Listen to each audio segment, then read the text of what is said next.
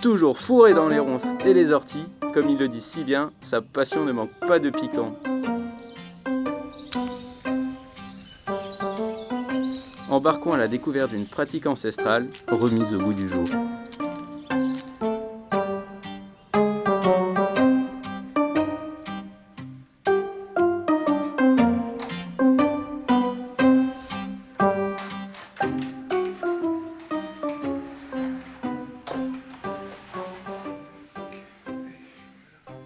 Bonjour, je m'appelle Didier, je suis, comme mes amis m'appellent, Didier le Vannier. Je suis originaire de Minigoutte, ou pas loin en tout cas, d'un ancien village de Potier, la Guérinière. J'ai appris auprès de mes grands-parents la vannerie traditionnelle de Ronces, cette petite chose. Quand j'étais adolescent, parce que j'ai été adolescent un jour, j'ai eu la chance et le privilège de côtoyer mes grands-parents, en tout cas de vivre à leur côté, sans véritablement un apprentissage ni un enseignement, mais plutôt en les accompagnant. Mon grand-père m'a mis à disposition des éclisses comme ça, et puis j'ai testé à ses côtés, j'ai appris, j'ai recommencé. Un de mes grands-pères qui m'a appris cette technique-là, et j'ai mon autre grand-père qui m'a appris la technique des paniers, comme ça. En noisetier ou coudrier l'été et en châtaignier l'hiver. Celui-ci est fait en 100% châtaignier d'ici. Le panier comme ça peut durer 150 ans sans aucun souci. Tout ça rentre aussi dans le champ de la vannerie dite sauvage. En fait, le sauvage vient de naturel, de vannerie naturelle, de vannerie au sens on utilise les plantes et les fibres telles qu'elles sont dans la nature, en fonction de la saison.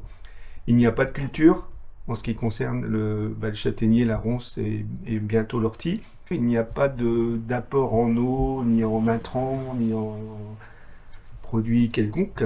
On exploite les plantes telles qu'elles sont dans la nature.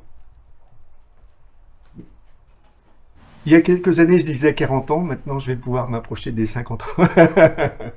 50 ans de vannerie, d'expérience vannière. Diverses et variées. Moi, ce qui m'intéresse aussi, c'est les expérimentations avec ces fibres végétales, surtout aujourd'hui, en 2024. On parle de proximité, on parle de biosourcés, on parle de produits naturels en fonction des saisons, sans irrigation, sans culture, sans apport d'intrants, de pesticides. Toutes ces plantes qui sont là aujourd'hui, et excepté bien sûr les écorces, font partie de la grande famille des plantes pionnières, donc qui sont hyper importantes en termes de stabilisation des sols, notamment, suite à l'érosion, suite à déforestation, etc., etc. Qu'elles ont d'énormes propriétés aussi au niveau de la faune et de la flore. Donc ça va bien au-delà de la vannerie. Il y a aussi tout un volet de transmission, en fait, transmission au travers de la technique et d'exemples, transmission d'un certain nombre de valeurs et de vertus.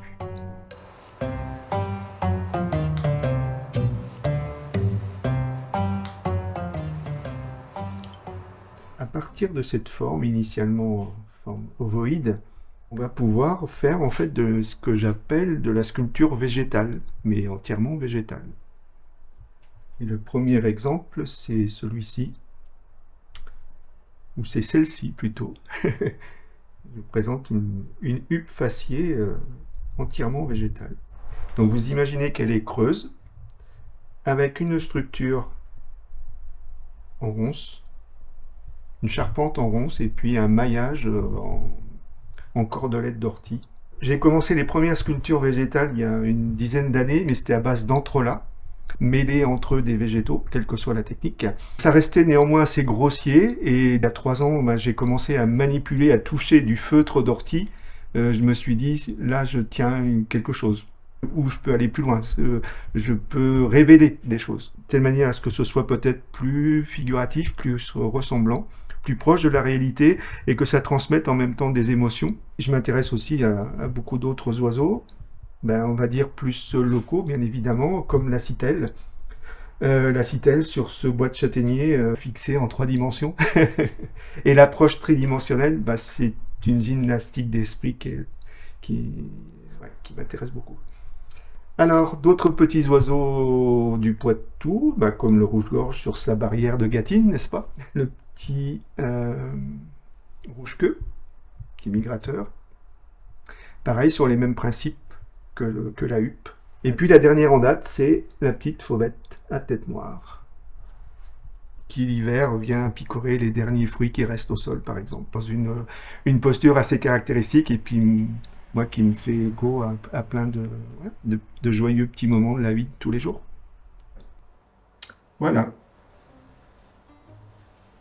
Et si maintenant je vous emmenais faire un petit tour dans les petits chemins pour voir comment récolter, peut-être pas tout ça, mais en tout cas la matière première. Vous me suivez ?